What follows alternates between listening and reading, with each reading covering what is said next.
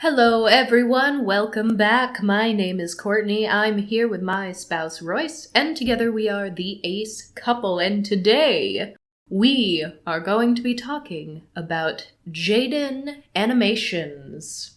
Jaden is an extremely popular animator on YouTube, and she has just very recently made a video explaining that she is AroAce, aromantic and asexual. And we want to take this time to talk a little bit about her video, the things we really loved about it, the things that were explained very well, but also just more broadly what this actually means to the AroAce communities, because we rarely get someone on this big of a scale giving us real-world representation. Right, a lot of the people who are out publicly as somewhere on the Ace spectrum are individuals or activists or fictional characters, not really people that exist in an entertainment sort of capacity. Oh yeah, absolutely. Very few. And if there are, the one-off person here and there, they don't tend to have as big of a platform as this. So it is just extremely rare and very notable. And we're going to talk about that and why it's important. And, a little bit about the broader reception to this announcement. Because there was a lot of good, there was a little bad, there was some ugly. That just comes with the territory of any minority sexuality or romantic orientation. But we will get into all of that. And right off the bat, I'm trying very hard not to use the word come out or the phrase come out, because Jaden in her video herself said she doesn't like using come out for herself.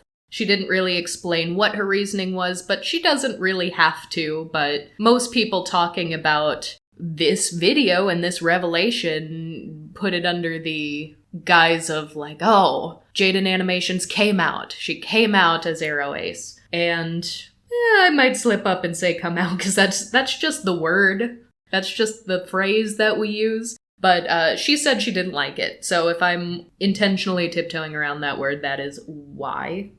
But let's just take half a step back and talk about who Jaden Animations is, because even though she does have a massive platform, I'm sure there are some people who do not know who she is, because as a YouTuber, that's a very specific sort of niche on the internet that you inhabit, and you can have millions of people watching you and still some people might have just never ever heard of you before. So for anybody who is not aware, Jaden Animations has over 11 million subscribers on YouTube. She hasn't been making videos for quite a decade, but she did start making animations on YouTube while she was still a teenager. And as you just sort of scroll through some of her videos and look at some of the viewership on these, some of the newer videos have, 11 million, 12 million, 13 million. But you go back to a year ago, 2 years ago, and you're getting these massive numbers of people viewing each individual video. There's one that has 44 million views, 25 million views, 35, 33. So all across the board, these are huge numbers that are tuning in to watch her videos. And I'm honestly just thrilled to have someone with a platform like this make a video saying, this is who I am, this is what this means. Because I've been saying for years, we need a celebrity to sort of put our foot in the door to broader discussions outside of the queer community. And although a YouTuber isn't quite like an A-list celebrity, it's not like everyone in the entire country has heard this name before, it's still a huge step forward.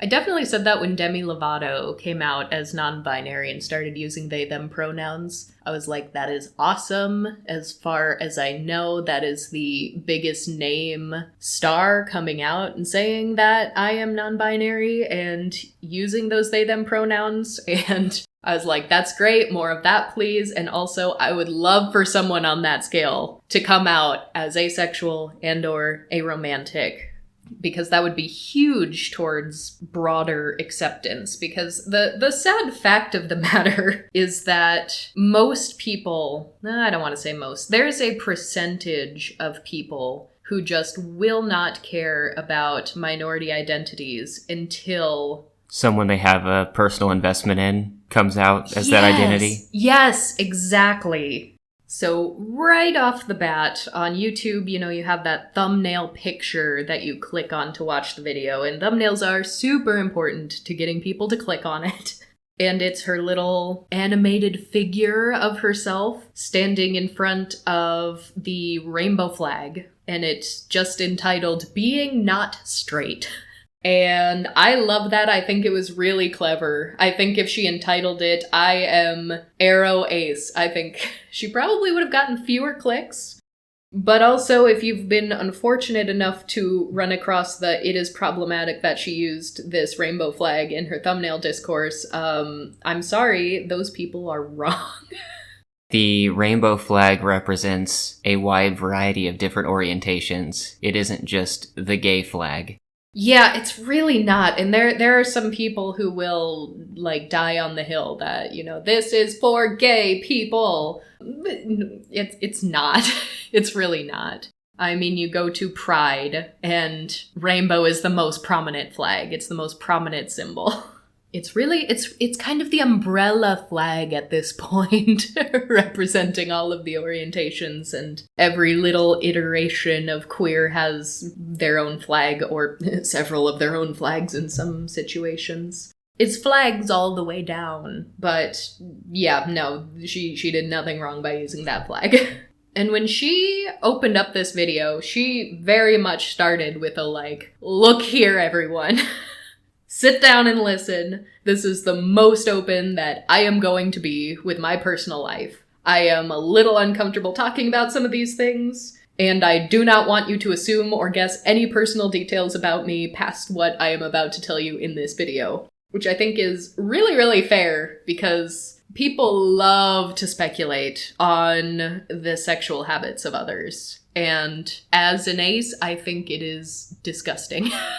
It also makes sense to say that right out of the gate, considering the title and thumbnail were "I am not straight, but the mystery is which one." Yeah, what kind of not straight?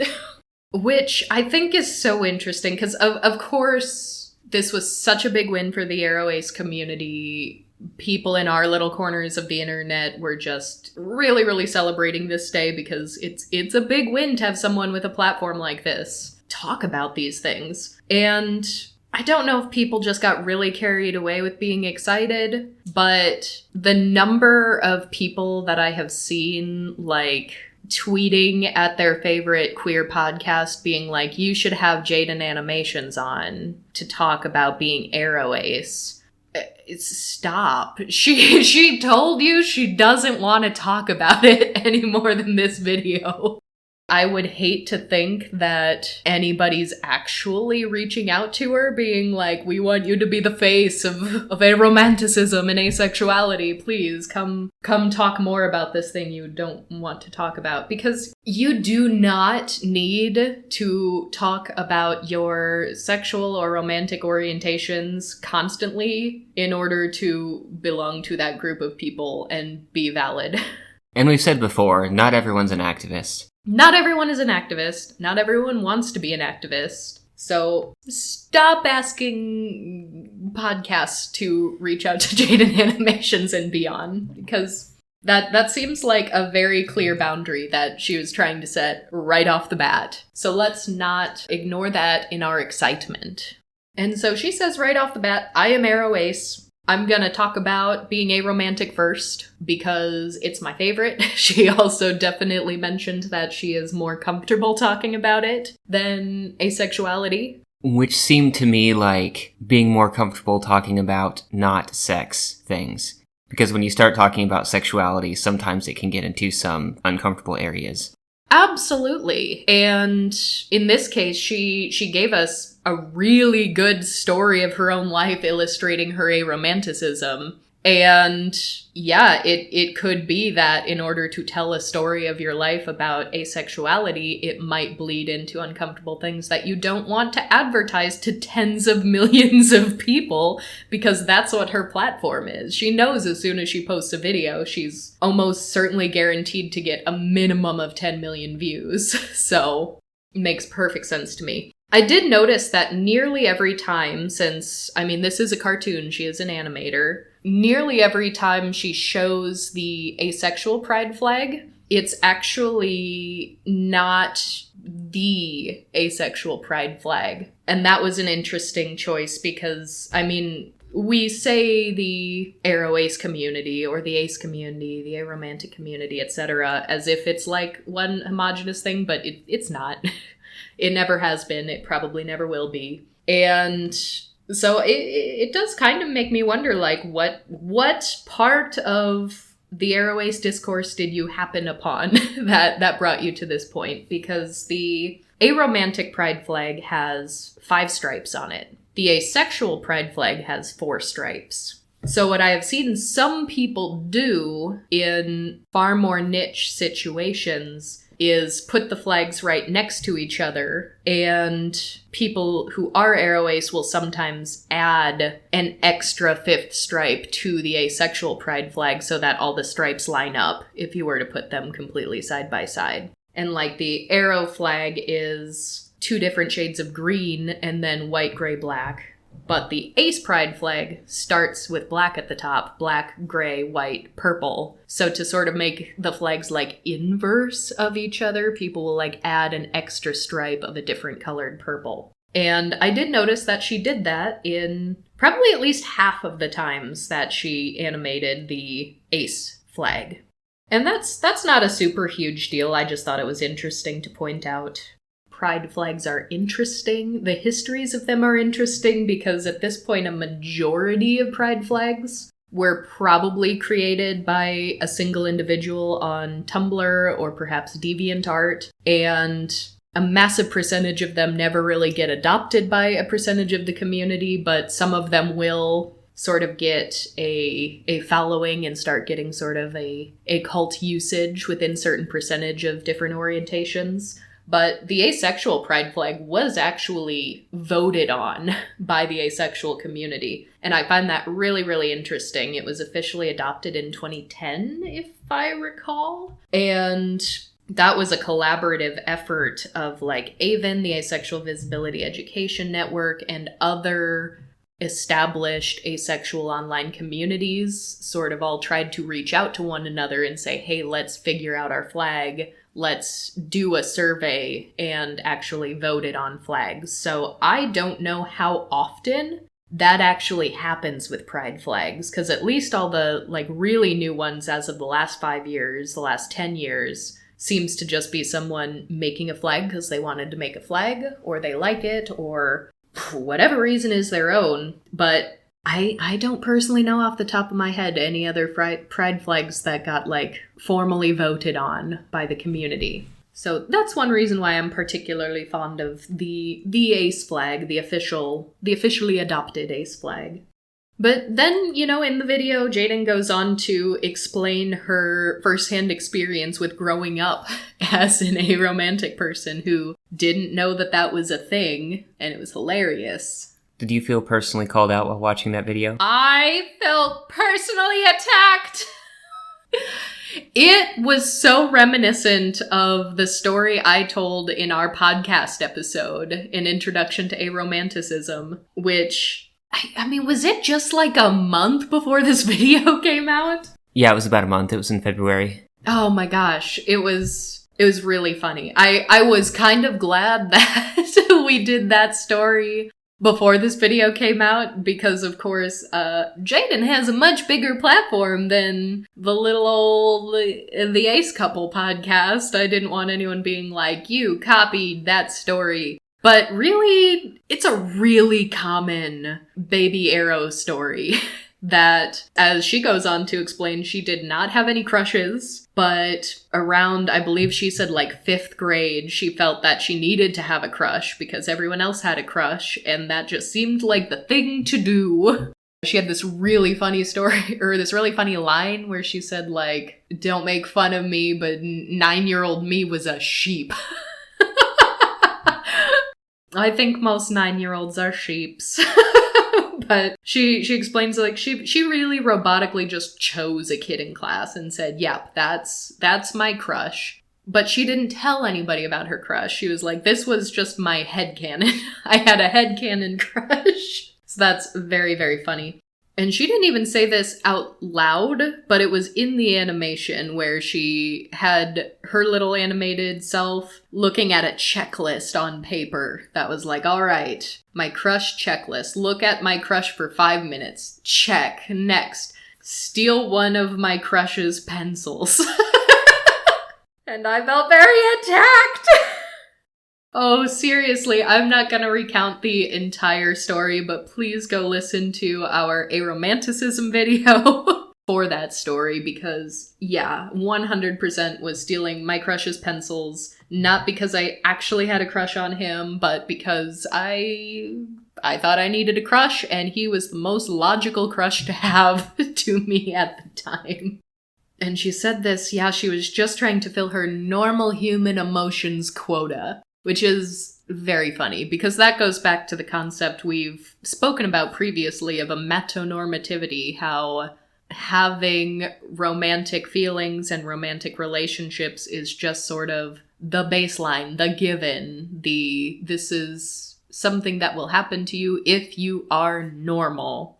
And that's sort of why some people with this experience will feel broken, because they feel like they're supposed to have this, but they just don't. Then there's people like me and Jaden Animations who just mask and be like, yup, got it. I see how people have crushes. I can do that, and I will. She even mentioned the cheesy Walmart, like, store-bought Valentines that you swap with each other during school in elementary, because I mentioned that too in that episode we released. That she kept the one that her crush gave her, even though everyone has to give everyone Valentines, to be fair, in those situations. And like, yeah, I did that too. I added it to my shrine with all the stolen pencils. But I also just thought it was really cute, because this is a little unrelated to Jaden Animations video series that we watched on YouTube also, called Batman Spider-Man. And she said she got a Batman Valentine from him, and she drew Batman from Batman Spider-Man. Which is just such a silly, goofy little animated series of Batman and Spider-Man being best friends and going on little adventures, and we still, like, quote that show regularly at home. Anytime we need to get peanut butter? Yes, peanut butter is good medicine for tubas. So that was cute. It's like, oh hey, Jaiden Animations knows Batman Spider-Man. Same though. But then, you know, she goes on to talk about middle school, how middle school is where you not only develop crushes, but now you do something about the crushes, because you're old enough to be in a relationship now, right? Which is something that I think a lot of kids in middle school think. But the middle school version of relationships that do happen are very much a facsimile of a real relationship. From my experience and from what I have observed from others. But there's also this very much societally perceived compulsory escalation of relationships, where relationships do very much seem to be a hierarchy, and a romantic relationship is usually placed at the very top of that hierarchy. And if you are very, very good friends with someone, if they are within your spectrum of sexual orientation as to be attracted to this person on more than just a friendship level, it is basically expected that you will enter into a, quote, higher form of relationship with them. And that's something that a lot of aromantic people try to speak out against. Which later on, Jaden Animations even mentions how she thinks it's so weird that once you reach a certain age, people think it is weird and sad if you aren't in a romantic relationship. And she mentioned, like, yeah, why do you assume that someone is lonely because they don't have a romantic relationship? Because no one looks at a young child and thinks that they're lonely because they aren't in a relationship. And that is a very good point. Not being in a romantic relationship does not equal sad, and it does not equal lonely.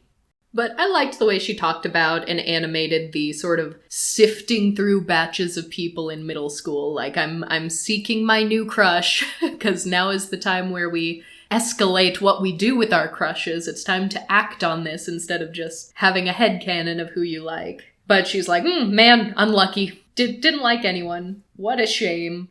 And perhaps my favorite line in the whole thing was when she was explaining that she never, in all of kindergarten through 12th grade, thought that anyone was attractive. She did not actually have a real crush on anyone, just these assigned crushes that she decided on. And she just walks into a middle of like a school library and just shouts, "Why are none of you attractive?"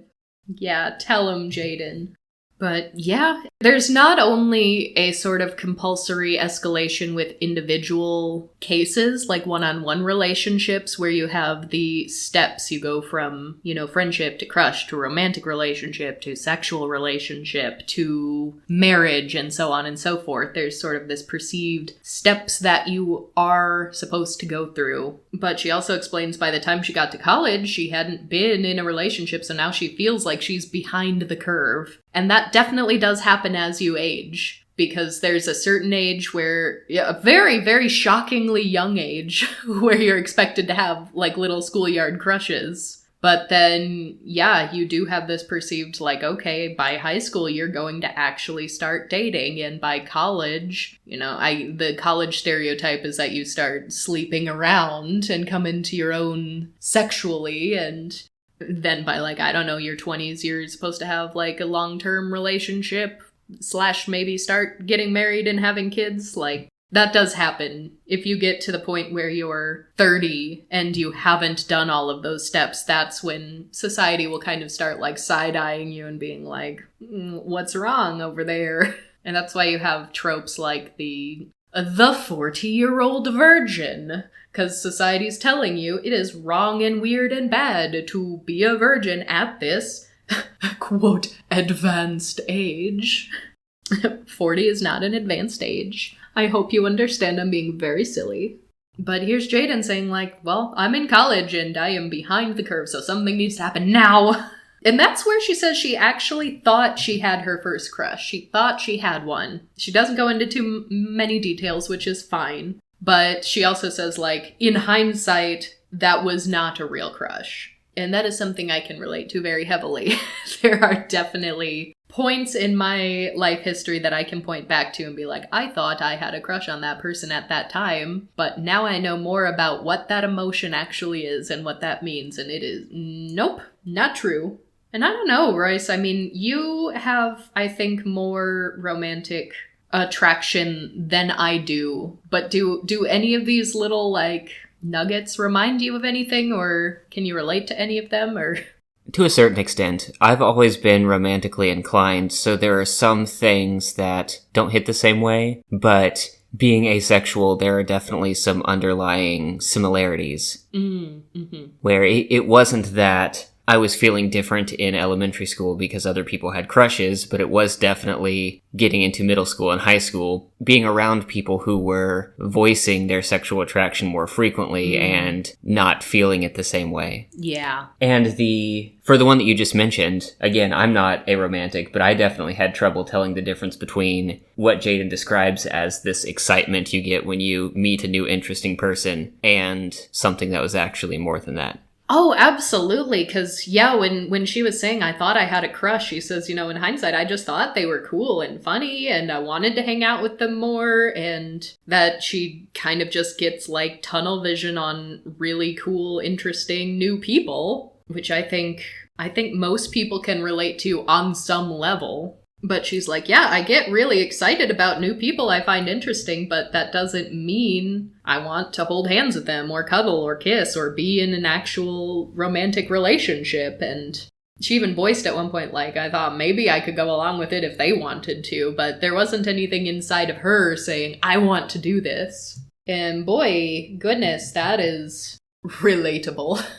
And she mentions an old flirting video, which we actually had watched before at one point. We only discovered Jaden Animations, I feel like just a few years ago. Yeah, I think it was a few years ago. We saw some of their videos along with some of the videos of another animator called The Odd Ones Out.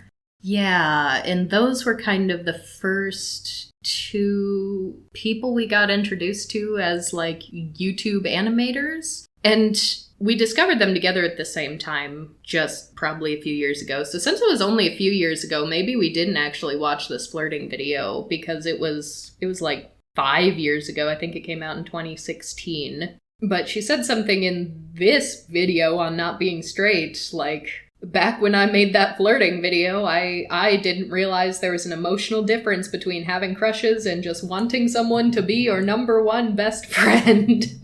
And so she said something like, oh, sorry for the bad take, I think. And so we were like, what was the bad take? Like, clearly we have to go back and watch that video now. And so we did. And she very much started the video with, like, flirting. I don't like it. And mentions how she doesn't think she flirted even once in her entire life, except for maybe once by accident. And when she tried to be flirty, it was because she wanted to be like a flirty, confident person, even though she wasn't. But her brain just kind of bullied herself into flirting, which, now that we have a more full picture, I can totally understand. She did not want to flirt, but society, and by extension her brain, and probably some level of just, anxiety, a desire to assimilate, just compulsory sexuality all around. She just decided to try flirting once, and apparently it was really awkward, and it didn't work, and she didn't like it, and that's about that. But the bad take that she was talking about, I don't actually think it's a bad take. And maybe it's just my asexual self, my probably demi-romantic self looking at this, but I have always felt the same way, because she's here saying that she doesn't understand why people stop talking to someone because they don't reciprocate romantic feelings. And in this video from 2016, she said it makes no sense, and I still think that's bad practice. I think there are many reasons for that. Sometimes the terms around a breakup aren't always great. Sometimes feelings remain unrequited, and that can make it be painful to be around someone. Well, that's what I think she was going for, like, not in a pre-existing relationship where things aren't lining up, but like two friends, one develops relationships for the other, and the other doesn't feel the same. And, like, you just stop talking to that person because they don't love you back.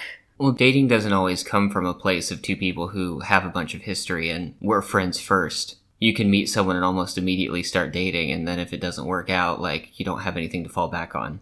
Well, that's true, but, and, like, if you don't have anything to fall back on, like, you do not need to continue a relationship in any capacity with that person, but she was very much saying, like, if you are already friends with this person, and you already have a lot in common, and you already enjoy hanging out with them, and you have similar interests, but you want a romantic relationship with them, and they don't, why do you just leave and not continue your friendship, kind of a thing? Right, but the attempt to make it more than a friendship can make things weird. There can be bad feelings or unrequited feelings, and sometimes needing to step away even for just a period of time to get over things can be enough of a gap that you just never reconcile it. And then there are cases like me where I just can't juggle that many people.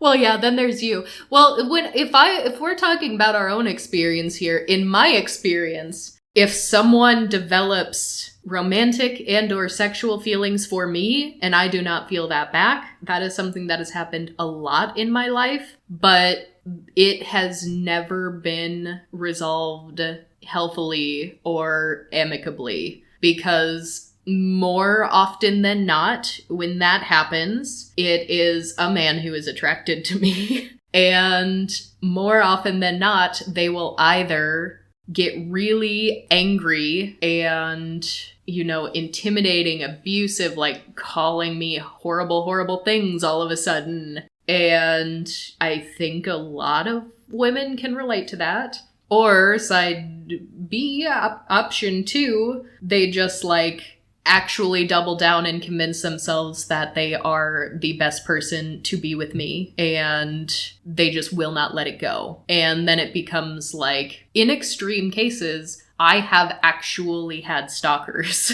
who have stalked me for prolonged periods of time, and that is a very, very abusive and unsafe situation. So sometimes it's me needing to be like, you can't act like this. I need to step away. But it has just never been like, I'm sorry, I don't feel the same way. Can we still be friends? I value your friendship. And then they're just like, yes, cool, let's still be friends. Like, it gets abusive in one way or another. It's not even just a clean break, like, let's stop talking. I don't think that's ever happened. So I don't know. Maybe I'm a weird case. I don't think I am because of how many times this has happened to me. But it's never made sense to me. I'm like, whoa, what is it about these feelings that just makes people go completely off the rails? So I don't know. Do you think that was a bad take? Because here she is in this modern video saying like, okay, I mean, now that I know I'm aromantic, I guess that was a bad take. No, I think she's just speaking from personal experience, and it makes sense that someone who doesn't experience the kind of emotional connection that could cause a relationship misfiring like that to be painful to them personally probably would not understand what that would feel like to another person. Mm-hmm. So yeah, I suppose that makes sense. And yeah, I mean, nobody's obligated to maintain friendships with anyone. I fully recognize that. But yeah, like I said, from my personal experience, it's not just let's not be friends anymore. It gets dangerous and uncomfortable. And so don't do that at the very least. I don't think that's a bad take.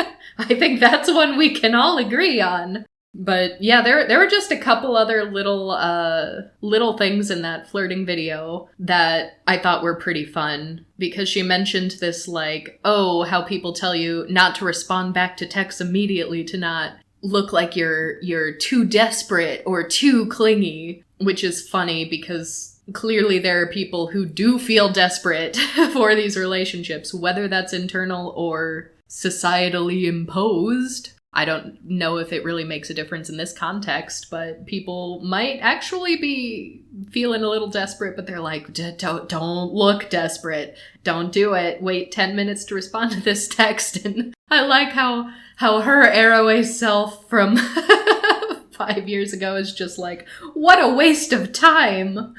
And it is a waste of time. I agree. That's why when we started talking, we never stopped.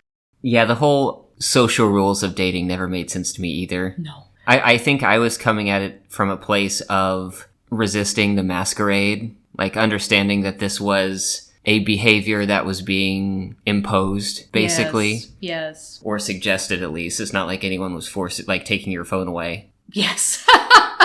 So, I mean, that's a metanormativity at play, and how it does affect literally everyone. It's disproportionately going to affect aromantic people who don't have these feelings at all, or only feel them very rarely or in specific situations. Because this is being imposed on people who don't get romance, but it's also being imposed on people like you who are romantically inclined, but you're like, why is this the way we act on that? So, absolutely.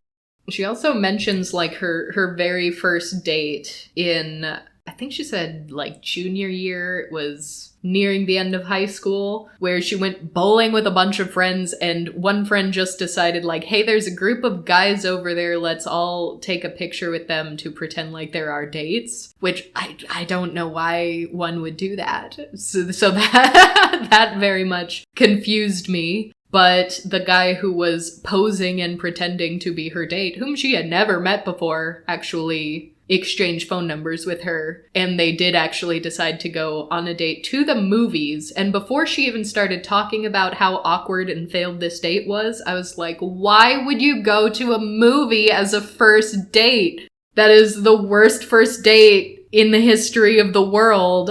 I know people do it. I know it's a trope, but I have never once understood. Why would you go on a first date where you explicitly can't talk to each other for like 2 hours? Exactly. Like, to me, going to a movie with someone, that is like a pre-established relationship thing. Because then you're also sitting next to that person for 2 hours, and society and amatonormativity is going to tell you that you have to do that, like, yawn thing where you put your arm over the other person, and you're gonna be guessing, like, should I do that? Is it too soon to do that on a first date? Or if you're the girl in this situation, since this is normally a very heteronormative trope too, then you're like, is he gonna put his arm around me? Do I want him to do that? No, I really don't, but what if he does? Like, it's everything about a first date at a movie is wrong. It's not okay. How do you get to know someone at a movie?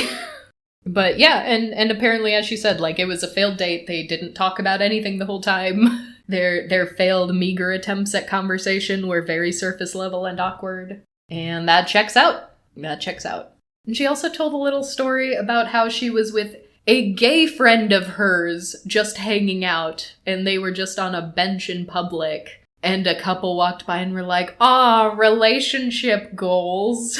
And also asked them how long they've been together and why do people do that?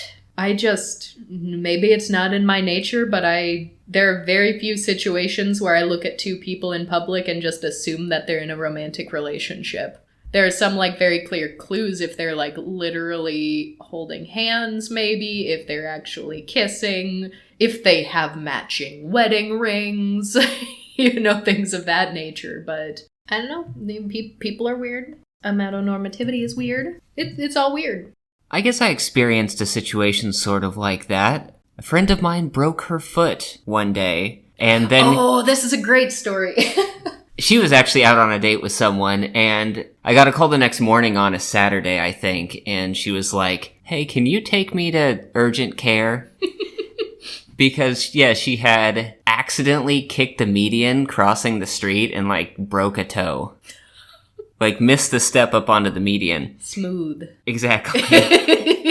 And so, yeah, I drove her to the urgent care, and she told me after the fact a couple of the times that the hospital staff had, like, whispered something in her ear about the two of us being together or something. Weren't they like, oh, he's so handsome? Something like that. Or just being nice for being present for the situation. What a supportive boyfriend. Is this the same friend who is really awkward anytime anyone implies that you two are or were in a relationship?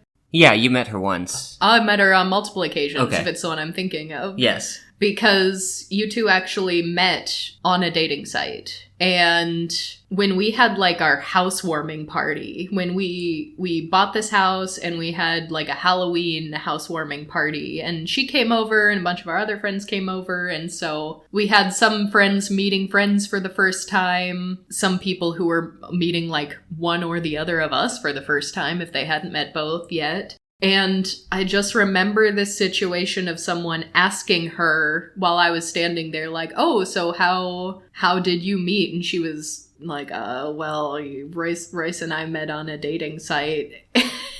And I already knew this. She gave me kind of a tentative look, like she wasn't sure if I knew this yet or if she should be saying this in my present, but I was already aware. And I know that you didn't actually have, like, a real relationship. That's just how you met, and then you decided to become friends pretty much right off the bat. But is this the same person who kind of couldn't figure out how to reconcile your gender expression? Yeah, she definitely struggled with that a little bit to the point where it surprised me. This is also the person who, had I had the terminology back then, I would have asked her some questions about how she would consider herself under the split attraction model. Specifically being possibly something along the lines of heteroromantic, bi, or pansexual. Mm. And I think it was that aspect of gender presentation that was throwing her a little bit. Aha.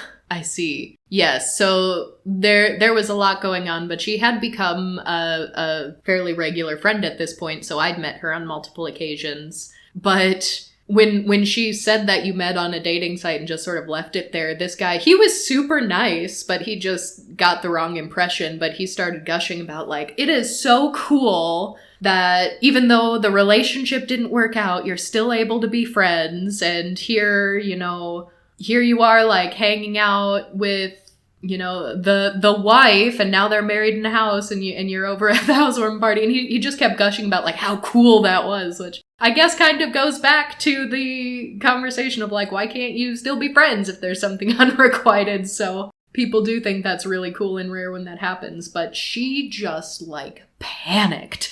Like, instantly burst into a cold sweat and was, like, looking around, trying to find an out in this conversation. And to the point where I had half a second of, like, was there more to this story than what Royce had told me? Like, was this actually a relationship for a while? But no, apparently this is just an anxious friend. But yeah, and in just sort of identity questioning, to bring it back to Jaden Animations, she mentioned that at a certain point she thought she may have been bi or even pan, because she logically understood that to be bi is to be interested in, you know, both men and women, but she wasn't interested in men or women, but she was equally uninterested in men or women, so she's like, well, 0 equals 0, I guess I'm bi. Which is interesting, because that wasn't quite my experience, because apparently compulsory heteronormativity had its toll on me, because I kissed some girls and I didn't like it. And then I kissed some boys and I also didn't like it, but I was like, for some reason, still thought I liked guys. I really can't explain that one. Hetero was your default, so unless there was clearly something that overrode that, that's what you fell back to? Pretty much. It was, I mean, I hadn't ever been presented with any other option at that point. Which was, you know, pretty much the same reason that Jaden gave for thinking that she was bi. So that's a very common experience. And it was interesting when she was talking about, you know, dating prospects in the past, how she didn't understand that there were real emotions behind the decision about whether or not to date someone, and that she was just using a logical understanding of the steps and kind of rationalizing with pros and cons. Like, what are the pros of dating this person? What are the cons of it? And just generally treating it like a very transactional give and take kind of situation without the underlying emotion. Which at least sounds healthier than how I dealt with it. Because if I was not currently partnered, my rule for the longest time was to give everyone a chance. If someone asked me out when I was not in a relationship, my default was at least go on one date and see how it goes. And that led to a lot of shitty dates and a lot of really uncomfortable situations. And I wasted a lot of time, and it was a horrible rule,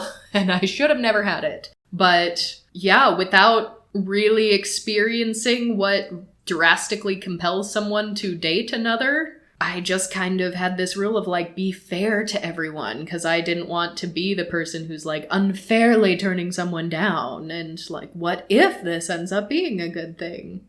Which, considering the fact that it was more men than women that I was being propositioned by, really just means I spent way too much of my life being overly concerned about being too fair to heterosexual men. 0 out of 10, do not recommend. So then she wades into talking about asexuality, which again she kind of reiterates that she's less comfortable talking about this publicly. So she doesn't get very specific about personal experience, but she does very much explain the split attraction model without specifically calling it the split attraction model. But when you see it animated, it was really, really nice and very smooth, because you have sort of a sliding scale of romance and a sliding scale of, I think she kept using intimate attraction because she didn't want to say sexual. Yeah, that's what it was. And it was like 0 to 100 on both, and she's like playing with these two scales, and she's like, they aren't necessarily connected. You can have one but not the other. Most people have both. I have none of them. And it's just like sliding the scales around as she's explaining that. So I thought that was actually a very good introduction to the concept of the split attraction model, because I reckon in the 12 million people who have viewed this so far, that's new information for some. And the use of sliding scales on both spectrums showed that it wasn't a binary, you have this or you do not. Exactly. And yeah, without getting into detail, she basically just says, well, I've never been magnetically attracted to the look or shape of a person even once in my life. And that's relatable. And she even goes on to explain, you know, I understand the textbook definition of conventional attractiveness. I can say who is attractive based on societal standards, but not from anything that's coming from me. And I did not realize that people were actually just sexually attracted to all these people and that they weren't just exaggerating. And she even says, I especially didn't realize people actually felt that for celebrities, which sounds absolutely exhausting. And oh my goodness, it is. How many times have we been like, man, it's weird when married couples have their, like, theoretical freebies. Like, if you ever get a chance to sleep with this particular celebrity, you can, even though we don't practice non-monogamy. Which just, like, nothing about that has ever appealed to me. It doesn't feel necessary. I literally have not a single person I would even consider putting on such a list. One of those things I'm destined to never understand. Along with the fuck, marry, kill game. Oh yeah, that game. Hate it. Like, do I have to fuck one of them? But yeah, overall, I mean, definitionally, and as something that is very clearly going to be new information for a lot of people, I think it was done very, very well. She even explains that, you know, some aces are genuinely turned off by it. Some aren't necessarily, and maybe it's because they want to make their partners happy. Maybe it is a way for them to feel close to their partners. And she's like, I refuse to say what side of that spectrum I'm on. And it's good to have boundaries, especially when you have a platform that big. And she again implores you not to speculate. I don't know at what point she found this vocabulary and started identifying with it, but the definitions that she actually used when she says little to no attraction is very much the new agreed upon definition. It has not been around for that long. But she definitely mentions that, yeah, the words Aro and Ace gave me tools to describe the things that I've been feeling all along. She also explains how a lot of people who fall under one or both of these spectrums often feel broken, and that is something we hear time and time again, but I think it was really awesome that she said she didn't actually feel that way, and that she felt more empowered and capable, and that she thinks that this is just like the coolest and most confident orientation. I actually wrote down this quote because I liked it so much. She said, "Not needing a single gram of romantic or intimate validation from anyone else is so cool." And I love that. It is so cool. And even though some things about being AroAce can be difficult sometimes, I think it's important to also emphasize the really good and positive sides. But she does say that even though she is feeling very empowered with these new labels, and that she is totally comfortable in her own orientation, she does explain how she did start to feel a bit isolated at the same time. And the animation in it is really cool, where there's sort of this crack that opens up in the floor in just a room where a bunch of people wearing like a variety of pride flag shirts to illustrate more people in the LGBT community. And a crack opens up and kind of drives a wedge between the Aro and or Ace people and everybody else, and explaining that it can be really isolating because even in the broader queer community, people kind of relate to one another on the grounds that their sexual orientation is different from the societal norm. But AroAce people are just kind of like, we don't do that attraction thing of which you speak. Even beyond that, a lot of queer people try to relate to or bond with the heteronormative people on the grounds of experiencing sexual attraction. Mm-hmm. Yeah. Love is love, they say. Only if it's the right kind of love, and if that right kind of love is romantic and sexual at the same time.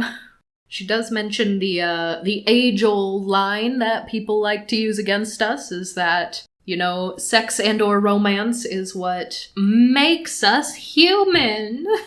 But she's here with the facts. She's here with the bird-based facts that many birds mate for life, and that is better than some humans even. And that all animals, including birds, get frisky because that's how they become not extinct. And that's certainly not exclusive to humans, which, thank you! That's what I've been saying for years. How do you say sex is what makes us human? When most animal species do that. I don't know how to measure romance in animals. Romance kind of feels like a human construct. But maybe it's not, I don't know. It's hard to assess things when there's no real measure of communication, but I feel like there have been enough studies of certain animals on the higher end of like the intelligence spectrum who have shown noticeable social intelligence. Oh, of course. There are many. Which I assume overlaps. Yeah, I believe it. People don't always give animals enough emotional credit. So here's the thing. By and large, the reception to this was very positive.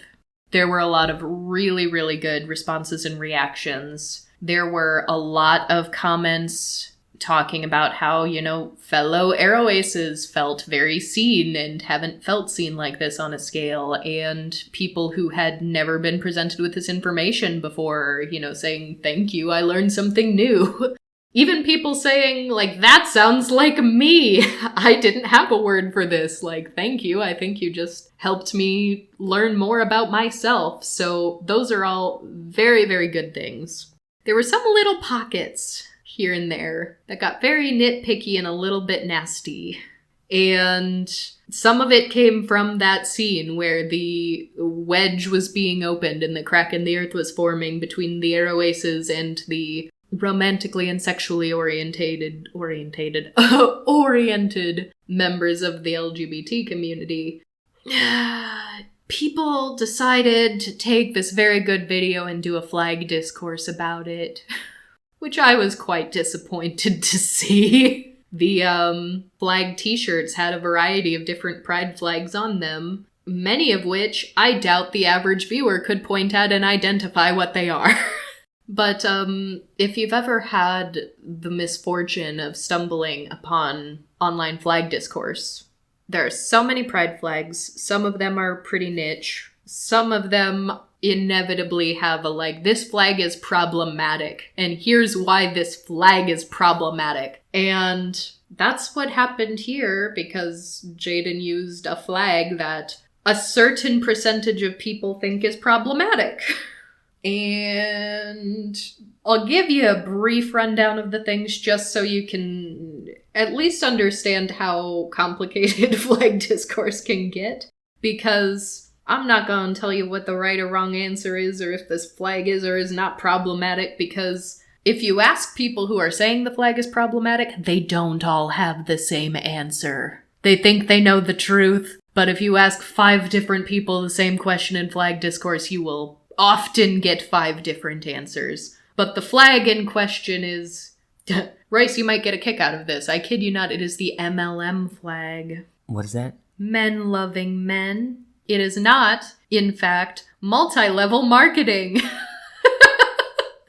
Are there other... I have a few words to say about flags in general here in a minute, but are there other flags? I'm sure there is a gay flag. Is there a gay flag that is already specifically men and distinct from a lesbian flag? Or how many similar overlapping flags are there to this potentially problematic flag? 1.5 billion. So, yeah, the MLM flag, the men loving men flag, is basically the gay man's flag, but it's highly problematic, I am told. And I've been told multiple reasons why it's problematic, some of which I have found to be completely debunked, some of which I personally don't see as much of an issue anyway. But flag discourse, man. Basically, there was a WLW flag, which most are telling me predates the MLM flag. So the women loving women flag is like various shades of pink, essentially. Pinks, reds, purples, fuchsias. Some people call it the lesbian flag. Some people don't call it the lesbian flag. They call it the women loving women flag. And those two groups of people will fight to the death over which one is the more correct way to call that flag. But basically, the MLM flag looks mighty similar to the women loving women flag because they have the same number of stripes. They're just sort of like shades of blue and bluish green instead of shades of pink and pinkish purple.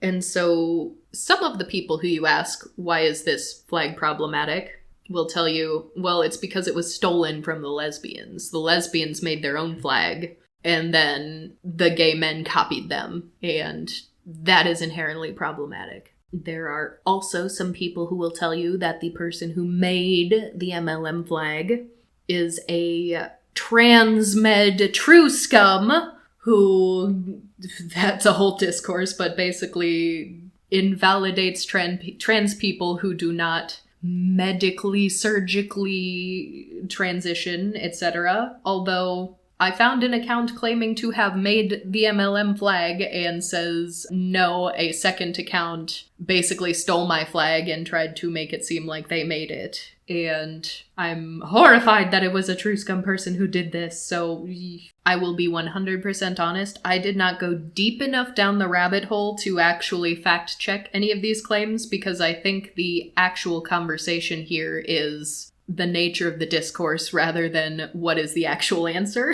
But so some people are upset about it because of that. But then I found a certain percentage of people who think that that flag is problematic because the person who made the MLM flag supports M-spec lesbians, which M-spec is one of those words that I have never once heard someone say in real life queer spaces. But it does stand for multi-sexual spectrum. So that would be the umbrella with which bi people fall under, pan people fall under, etc. So you have a multi-spectrum that isn't just pointing in one single direction.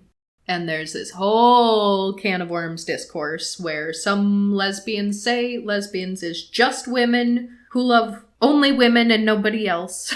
And if you are M-spec and call yourself a lesbian, you are lesbophobic.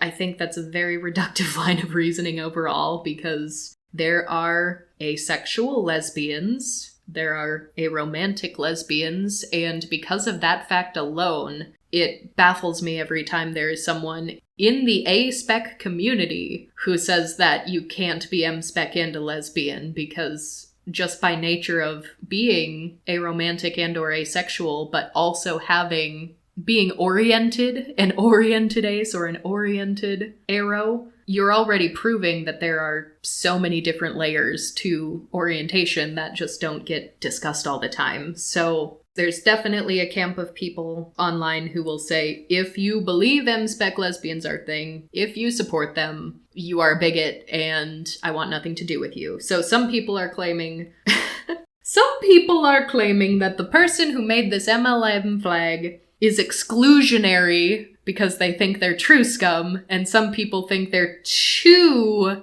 inclusive because you shouldn't include spec lesbians. So you really can't win for losing in this discourse. But also, then there's just some people who are like, how dare you steal the concept of the WLW flag and turn it into an MLM flag with the same number of stripes but different colors. And it is difficult to find the actual answer to all of these questions unless you are elbow deep in Tumblr and have been for the last few years.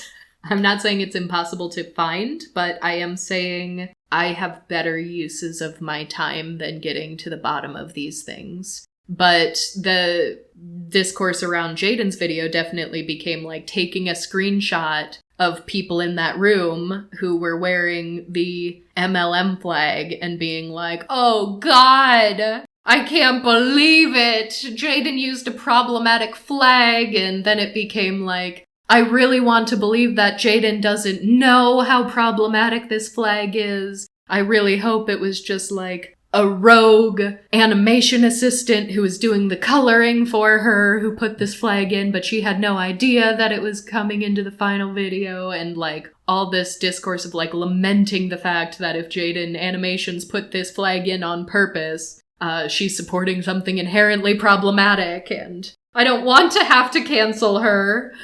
But my goodness, if that was your one takeaway from this video, eesh. So to jump off from that point, I get kind of frustrated anytime there's this sort of expectation that you need to know and have memorized and understand every tiny little corner of every little community.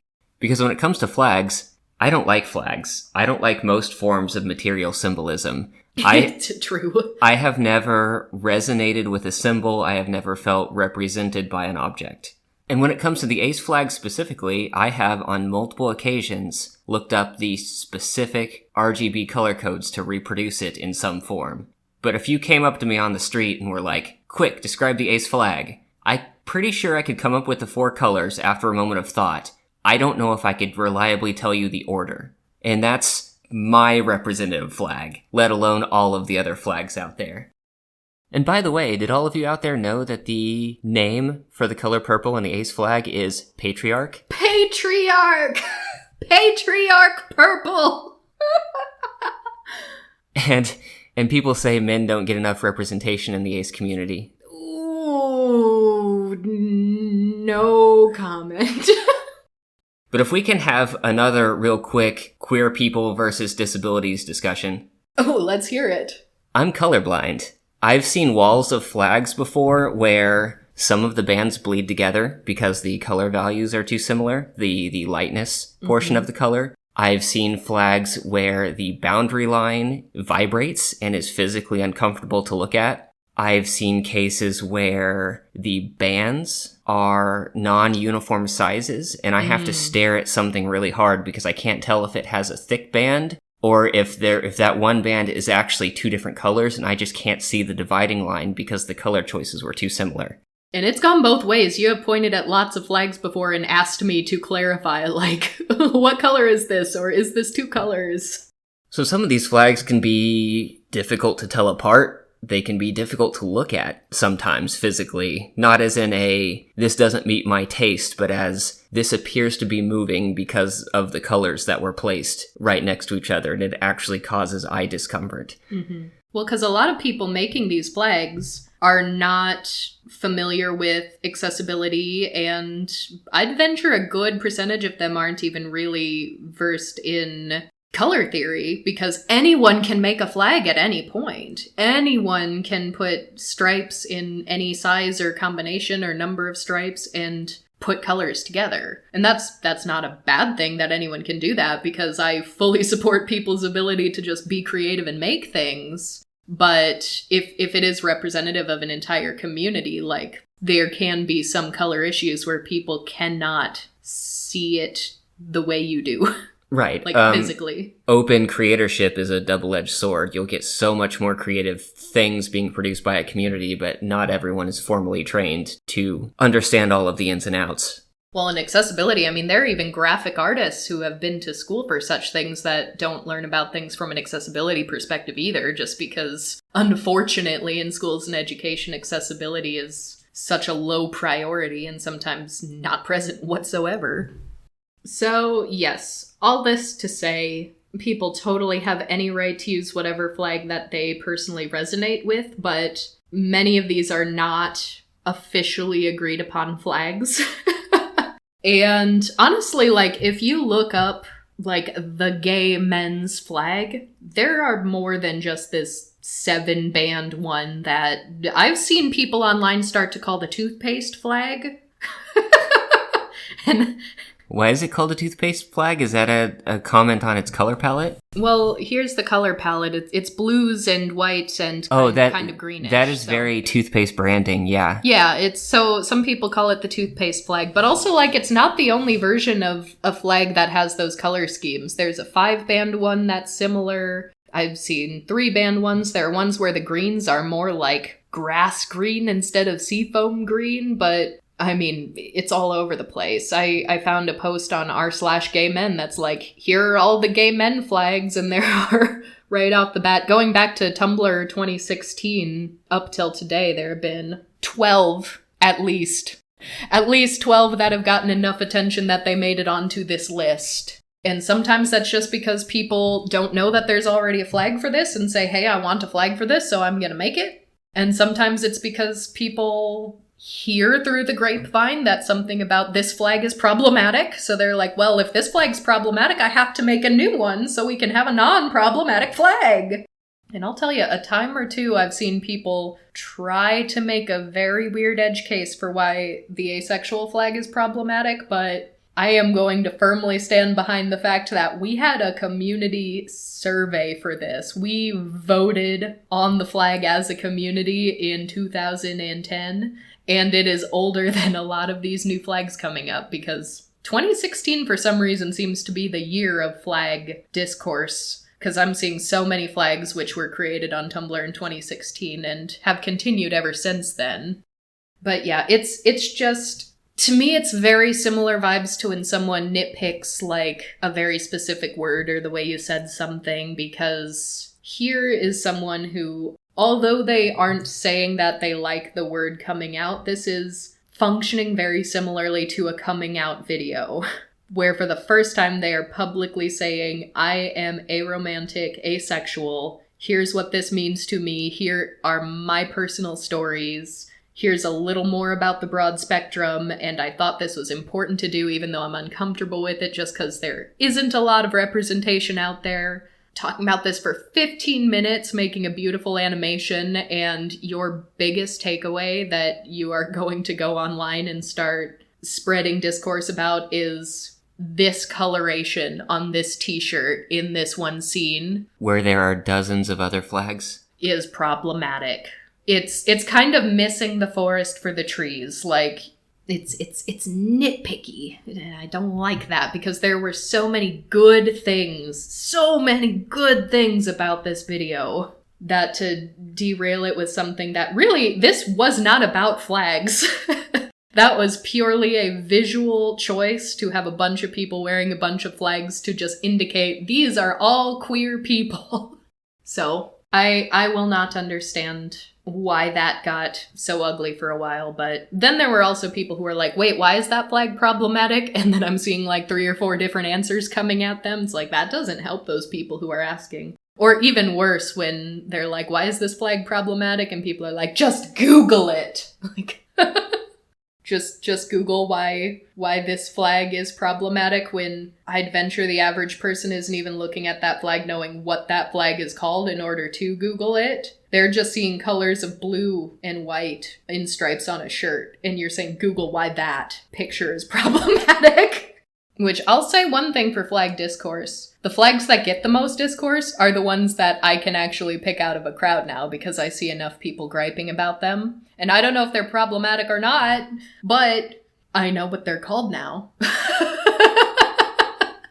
But yeah, that side of the discourse aside, she does say something that some loveless aromantics didn't particularly appreciate, which is another thing that I do see as valid, but perhaps a bit nitpicky, because she says at one point, like, I think that sex doesn't make people human. I don't think romantic attraction makes people human. If I were to guess what makes people human, it's basic empathy. And I'm not an emotionless monster. Like, I can still love people. I love my family and I love my pets, and it's just platonically. And there are some people who are loveless arrows, and they, by and large, reject the necessity of loving as an emotion, period. And they're like, I didn't like that she said, like, I'm not an emotionless monster because I can still love, because that might imply that people who don't still love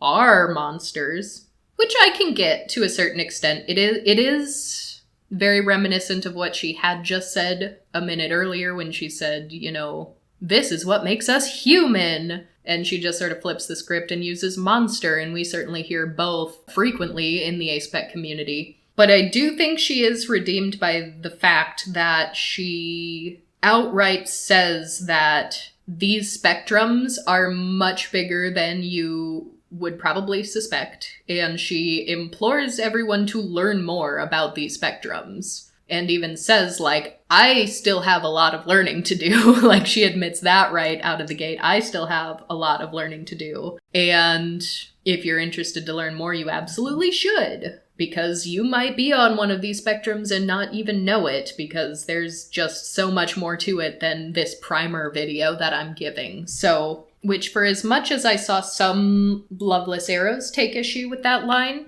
I did not. Surprisingly, I did not see anyone bring up the, quote, basic empathy is what makes people human line. Because I could see that being a potential issue of ableism. I know some people, and I have watched some YouTube videos and read some blogs from people who have what would medically and diagnostically be considered cluster B personality disorders, which things like narcissistic personality disorder fall under, borderline personality, antisocial personality disorder, things of that nature, where the ableism comes when people are like, oh, if you don't have empathy, you are a serial killer and a monster. But actually, there are a lot of people who do not experience empathy in the same way as abled, neurotypical people do. And that doesn't mean that they're all monsters. It doesn't mean that they're serial killers. And so I guess just like basic empathy is very broad. It's hard to define basic empathy as the thing that makes people human, and it's just wrong. It's just another case of learning to not speak in absolutes. Anytime you make an absolute statement like that, you're going to be leaving some people out. Yeah. Which I'm kind of oddly fascinated just by, like, the human desire to define one end-all be-all thing that makes people human. Because, I mean, every time we see that, it's problematic in some way, but people keep doing that, and if they don't think the thing you say makes people humans correct, they'll just make up their own. We like our boxes. We like our boxes! We like everything to fit up into a neatly organized, connected pattern or pile. But we also like to make it based on some kind of, like, emotion or behavior, too, because I never see people take it like the strict, like, geneticist route. You are a human because your DNA is configured in this manner and you have this many chromosomes. Which will be proven false the first time a human brain is digitized. Well, not even everybody has the same number of chromosomes.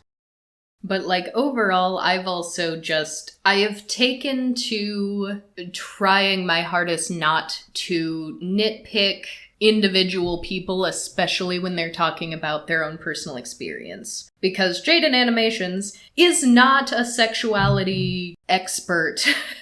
She is not an activist. She is telling her own personal experience. and the way she feels at this point in time. Now, if this were like a nonprofit organization or a doctor, someone who has some sort of, authority and advocacy, who is saying exactly these same things, I would be much more inclined to be like, absolutely not, you cannot say that. Because, yeah, at the end of the day, that was one single line in a 15-minute video that was otherwise brilliant and very good and very well done. And I would much rather praise the good than nitpick a single line from someone when they're expressing their own personal experience too. But yeah, it was also kind of funny because when we heard Jaden Animations Is, AroAce, and we saw this video the day it came out, there was nothing surprising about it. Not even a little bit. Yeah, you had pulled up YouTube and shouted across the house because I was in a different room that the video came out, and I said, oh, that makes sense. That makes sense. It does. It makes sense. I mean, we watched back in November 2021, she made a video about playing weird dating sims, which is a beloved pastime of ours as well. And there were definitely clues in there. I mean, she opened that video with like, dating, not a fan.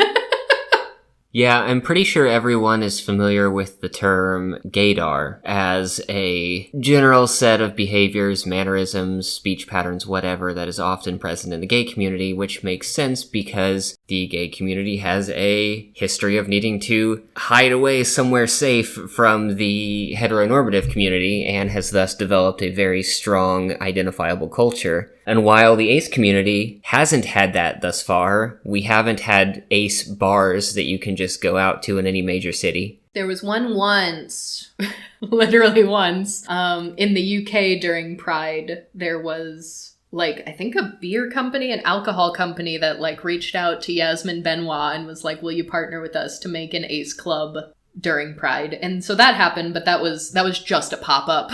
We don't have any fixtures that I'm aware of. But people can often see little pieces of themselves in other people. And so we've had moments, or we've had other ace friends who have said that sometimes when they see another person out there, they can just tell if they're somewhere on a similar spectrum to them. Mm-hmm. And there were some things historically throughout Jaden's videos that have made me think, like, this is probably someone on the ace spectrum. And it was really It was really the video dating things I shouldn't that I think confirmed a lot of those assumptions, to the point of being as sure as you can without someone actually coming out and saying something. Yeah, well, it was funny because some of the dating sims that she played and talked about on that video were ones that we had also played already, like speed dating for ghosts was a thing that we played, and it was very cute and we enjoyed playing it. And when we play dating sims, we tend to try to go through all the routes just so we can get, like, the full picture of the story and all the different characters. But from what Jaden was rehashing, she was just trying to, actually find a virtual partner. And every time it was given an option like, I like being alone, I don't want to date, and things like that, she would actually take them, and sometimes it would end the game early without giving her the chance to date. And she even said, like, well, I guess I can't actually be myself in these games, and she tried to do different answers. But she was way more excited about the silly tangents you can go on, like, why go on a date when you could instead rob a bank? And I didn't even know until watching that video that there's a, like, Namco dating sim of Namco characters. That's because it was a pretty hard to track down browser-based game from about 8 or 9 years ago that had its servers shut down. I see. Apparently she went in saying, I want to hang out with Dig Dug, but you're in high school and Dig Dug's apparently the principal, so she's like, oh no, what's even the point of going on? But then she realized that she had the option to try to date Galaga Ship, and she's like, well, now I have a reason to keep playing because I just want to date Galaga Ship. So yeah, picking the non-human thing to romance is very, very funny. So yeah, definitely little hints in that, little hints in things like the really old flirting video, just general things that made a lot of sense. We definitely saw these hints before the not being straight video, and now we have our confirmation. It is funny, we aren't even the only ones. I saw a couple of tweets here and there that were like, Jaden Animations totally gave me AroAce vibes. Glad to see I was correct. The ADAR is tuned. But overall, we love it. Huge win for the AroAce community. I guess she did also at one point since we're having this huge discussion, she did very, very definitively say that aromanticism and asexuality are two different things. And she made that very clear. And to a lot of people, they are. But it is also important to understand that there are people who do not use the split attraction model, even in our community. And the aspec community uses split attraction model way more than anyone else.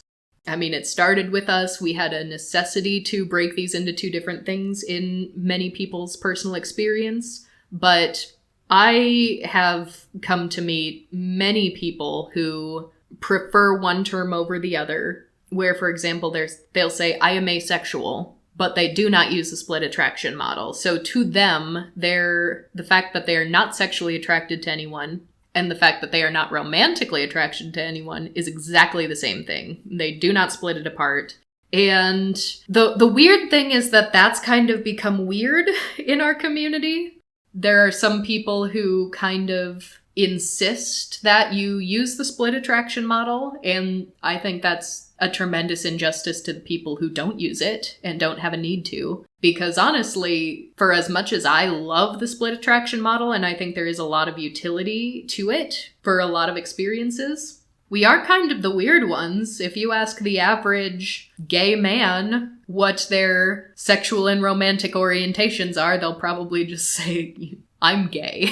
Like, they aren't going to say, I am homoromantic homosexual. And if all signs kind of point in the same direction, there are some AroAces who say, like, yes, AroAce is my title. It encompasses both. But I know people who say I'm asexual and they mean both, and they don't want to separate it. And that is fine, and we absolutely need to respect those people and not insist that they pull apart their orientation if, in their own experience, they're so intertwined that it's difficult to separate or there's no desire to separate them. But again, I say that for the benefit of the listeners, not to nitpick Jaden Animations necessarily, because I think she did everything right, making it clear she has a lot to learn, making it clear there's so much more and that these spectrums are bigger than you might expect, and imploring people to dig into it deeper on their own.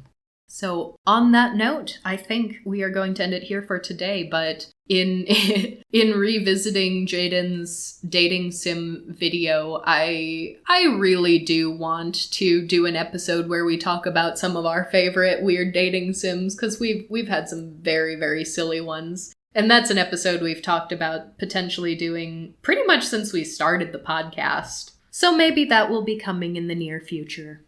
But until then, we will see you all next week.